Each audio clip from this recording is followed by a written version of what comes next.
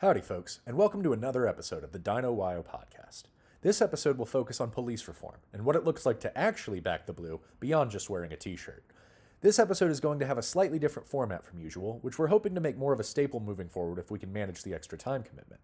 While everyone loves pictures of Nobu, and I did sneak a couple in just to keep the masses satiated, we hope this change will make our videos more informative too. So, in this episode, we included some slides to serve as topic dividers and to offer some level of signposting as I move through some of the topics. You'll also likely notice that this allowed me to include a massive caveat on the final section, where I definitely painted in some broad strokes that stretch the actual limits of constitutionality and legal authority of our sheriffs. It's kind of a neat way for me to caveat things without having to get all the way into the weeds. With that, let's dive into the topic of police reform. Talking about police reform is a little complicated and nuanced, but the gist of it is we're going to empower our cops to do their job better. We're going to invest more in our police officers and our law enforcement, and we're going to help our citizens also to participate in that process by giving them community policing and beat cops, not, some cop who the only time you ever interact with them is when they're pulling you over in their car.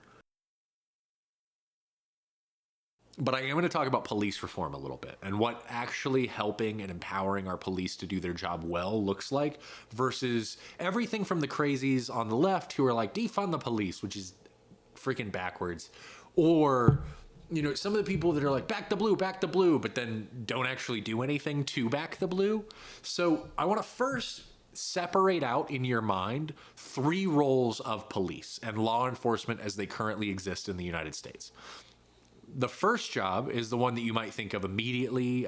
It's the action movie guy. It's your SWAT team. It's your disaster response, emergency response. And their job is to be they need to have the best equipment, the best gear, the best training, and be able to deploy at a moment's notice to deal with some very real threats. Because I love the Second Amendment. I love being a well-armed country, but one of the trade-offs of being a well-armed and free republic is that we're going to have some people who are capable of throwing down on occasion. So you need a good, robust emergency response is what you would think of for them, but not even just emergency response because they're not your first responder. They're your basically like domestic military force. Their job is like less than 1% of policing, but that's the first thing a lot of people I think of. The second one that they might think of is something like from Law & Order. These are your detectives. They're your people whose job is to investigate a crime after it occurs. They go and they don't actually prevent crime, and just like the SWAT, they don't prevent the crime. They just stop it while it's in the moment. The detectives, their job is to find the perpetrators and bring them to justice, right? They're your Law & Order types.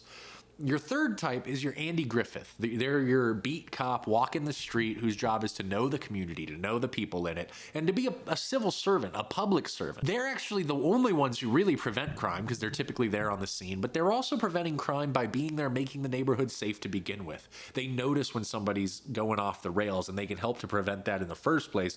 And these are often your first responders. The problem with American policing is we've combined three jobs into one. We've combined beat cops, whose job is to walk a beat to know the community, to be a part of their community. We've combined detectives, whose job is to investigate crimes after they occur and bring the perpetrators to justice. And we've combined emergency disaster response, like SWAT, into one job. And even beyond that, things like mental health professionals, things like responding to car accidents, traffic violations. We put all of this into one person's job, whether it's a city cop or a state trooper or a sheriff. And I've got a lot of thoughts on sheriffs later. They're actually maybe the best hope this republic has for saving itself because of some of their constitutional authority. But when I talk about police reform, I need you to understand a few things. First off, we're going to pay all law enforcement significantly more. These are going to stop being the people, and I don't want to overly stereotype here, but I've talked to a lot of police officers who will tell me this is the case. A good number of our law enforcement right now are kind of being brought up from the dregs. So you've got a lot of good cops who are surrounded by people who don't really care about the job that much and who are kind of just there to get their rocks off, or who are there because it was the last option that they had. This should be one of the highest honors in society, being a member of law enforcement. And so we need to pay them better, we need to train them better, we need to equip them better. But part of what we also need to do is we trying to simplify their job. So when I would do police reform, it would look very different in the future, because you would have most traffic violations and traffic enforcement you don't need a cop to do, because in fact it's actually one of the most dangerous things they do. More police officers are killed in traffic stops every year than any other type of duty they do. The second most dangerous is showing up to domestic abuse incidents or showing up on house calls, right?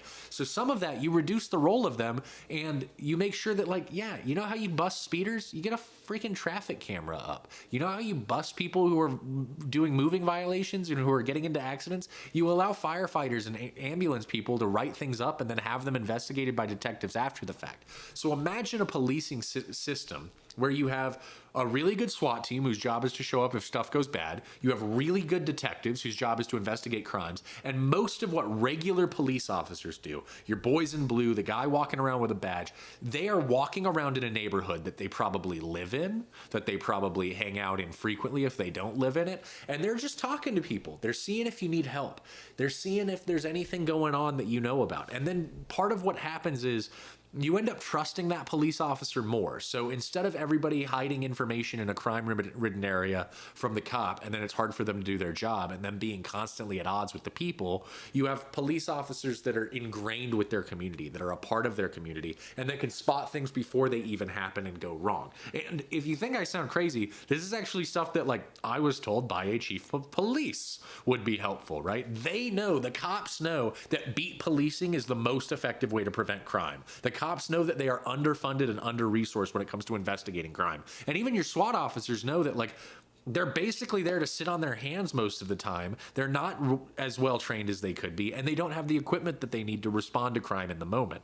So reforming police is something that looks very different than what we're currently doing. And the end goal is we're going to have cops that are better paid, better trained, and safer in doing their job for us. Now, this also means we need to invest better and more wisely in things like mental health professionals. We need to invest better in firefighting. We're going to invest in first responders as a whole and make their jobs easier. And then we're going to make sure that cops don't have to do things like traffic violations. They just have to, like, walk a beat, investigate crimes, and respond to emergencies. Somebody out there might be asking a reasonable question. Wyoming is windy, cold, and miserable. You telling me cops are going to walk around? Yeah, that is what I'm telling you. First off, we have some pretty cool gear that can keep you pretty warm in bad conditions. But one of the things that I would like to see is more temporary stations, and kind of like when you're on a snowshoe trail, there can be huts, or a snowmobile trail. There can be huts where you can stop and get warm and have a fire if you need to. I'd like to see more of those sorts of things built in a town. So I'm not saying this for all over Wyoming. And frankly, you could have, like, you walk from point A to point B and get in your car for a little while and warm up, and you and your partner just take turns walking, right? There's a lot of solutions for the environment that we live in. But imagine if in a town like Casper, you had every few blocks a nice little warm hut where cops could go and take a break and then continue walking their beat, even in the dead of winter. But now imagine what that also means. You need a police officer. Now, and not just for, like, an immediate crime, but just because you need help with something, let's say. Because I would love to see cops and firefighters and everybody be kind of that guy who's helping you get your cat out of the tree, or helping you, like, even with your gutters. I know that sounds crazy, but, like, this is us reimagining community, reimagining living in a small town. And Wyoming is the biggest small town in the world, right? Imagine if you needed a cop for something and you could just go to the hut down the street instead of having to call. Or if, hey, there's never a cop there when you need one, right? We all talk about that. They're only there when you're doing something wrong and not when you need them. Well, now they are there when you need them. And it's not cops on every corner Gestapo style. It's Andy Griffith around the block who you can get to help you with what you need. That's what I'm talking about. It's a totally different way of treating and interacting with our police officers and our law enforcement so that they can do their jobs better, and so that we can benefit from the public servants that they all really want to be. Because that's the thing. Despite the stereotype that even I brought up earlier, that most cops are like the high school dropout or whatever, that's not actually true. Most of our cops are people who want to help their community. We need to help them help us. That's what I'm talking about. But I want to talk about sheriffs a little bit for just a second. Constitutionally speaking, sheriffs have the authority most of the time to reject federal agents in their jurisdiction. I don't know if you knew this. The United States Constitution has something called the Supremacy Clause that says that the law of the United States is supreme over the law of domestic areas, and that the Constitution overrides domestic laws, state laws, things like that, right?